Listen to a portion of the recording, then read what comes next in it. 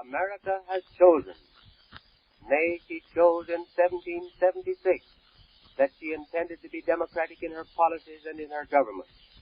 And our whole history of more than 100 years justifies the statement that our people are wedded and devoted to the idea of international justice as the rule upon which nations shall live together in peace and amity upon the earth.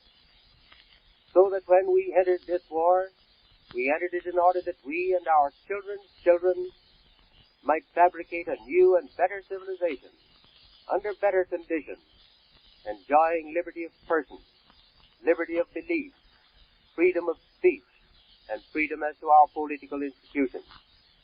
We entered this war to remove from ourselves, our children and our children's children, the menace which threatened to deny us that right.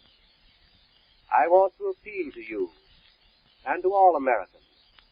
Never during the progress of this war let us for one instant forget the high and holy mission with which we entered it. No matter what the cost, no matter what the temptation. Let us bring out of this war the flag of our country as untarnished as it goes in, sanctified and consecrated to the establishment of liberty for all men who dwell on the face of the earth.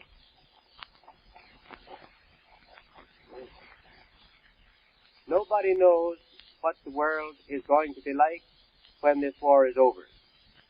No imagination is able to picture the sort of civilization the world will have after this conflict.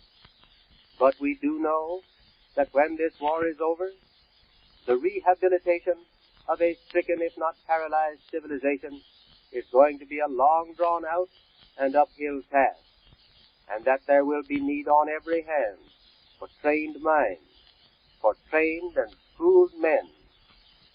When the reconstruction of the world takes place, and a finer and better civilization has been worked out, when the human race puts its shoulders to the wheels of industry and begins to spread abroad the incalculably valuable discoveries of science, I can imagine that a new history of the world will begin to be written. And it will date, I think, from this great war, when men realize, perhaps for the first time in a fundamental way, that the waste in conflict is an unrecoverable waste, that the upkeep of enormous armies is too great a burden to bear, and that the real happiness of mankind is based upon those peaceful pursuits which aim to make available the great resources of the world.